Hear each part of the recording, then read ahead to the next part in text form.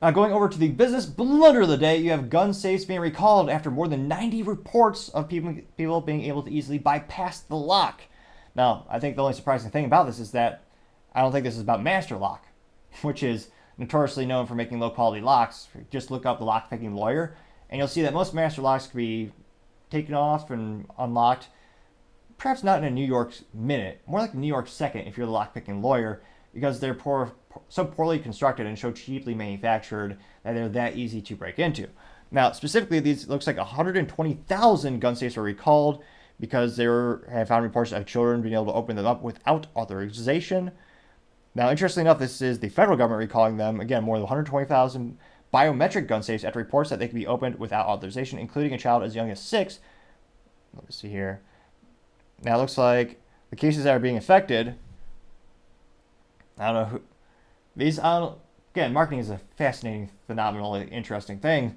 Some of these are called the Bulldog cases, the Awe Safe, Machire, and Mautech brands, which Awe Safe sounds kind of funny because it's AWE, Awe Safe, as if you should, that should have been a warning, like you're already disappointed, like, oh, safe, you shouldn't be so easy to open, but nevertheless, people still bought it with that funny name.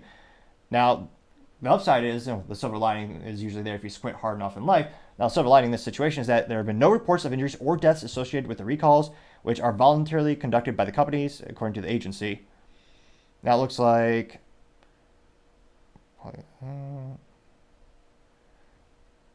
another manufacturer by the name of Fortress Safe was also said to increase their security because they're too easy to open, apparently.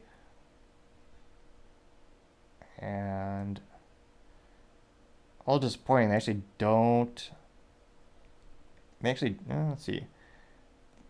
So it looks like Richard Trumka, a CSPC commissioner, said that all the manufacturers should ensure the biometric gun safes are not shipped with default factory settings, allowing them to be opened without any set of fingerprints. They know that the problem stemmed from people not programming the safes at all or not programming them properly, said Rutledge, and they say, quote, "We take this matter very seriously and working up to help all recall customers." So I don't want to blame the victim. Well, thankfully, it's a victimless crime at the moment, relatively speaking. But you can take a second to program your safe. More accurately, why are you buying a biometric safe? How mentally vacuous are you?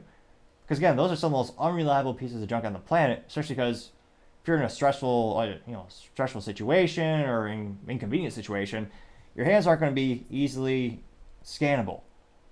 There are some low quality thumb scanners or finger scanners where if you just have a little moisture in your hand, a little precipitation, a little sweat maybe, it won't work.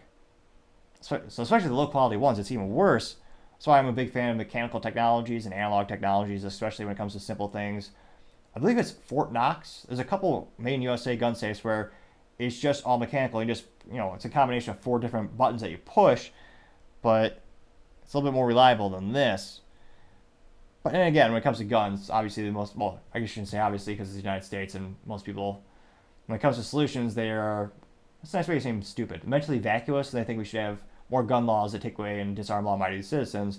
Now, to me, the obvious solution for many of these instances, especially when we look at accidents and unintentional discharges, is proper education of firearms from a young age, where you teach them the 4 rules of gun safety, teach them to respect the item, teach them the importance and significance, as well as not just the fun you can have with the item, but also the importance historically, as well as the things that can go wrong if you do not follow the 4 rules of gun safety.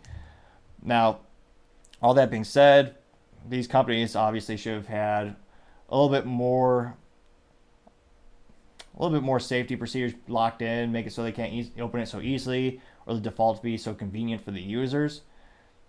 But at the end of the day, still has the safes in the headlines. It's not good press for them, so I gotta say that is the business blunder of the day.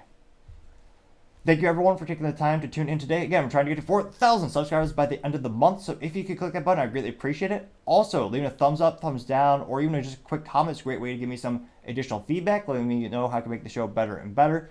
Lastly, don't forget to take the time to tell your family, tell your friends, tell your coworkers, heck, tell your enemies, tell anyone and everyone. Just stay safe, fight the good fight.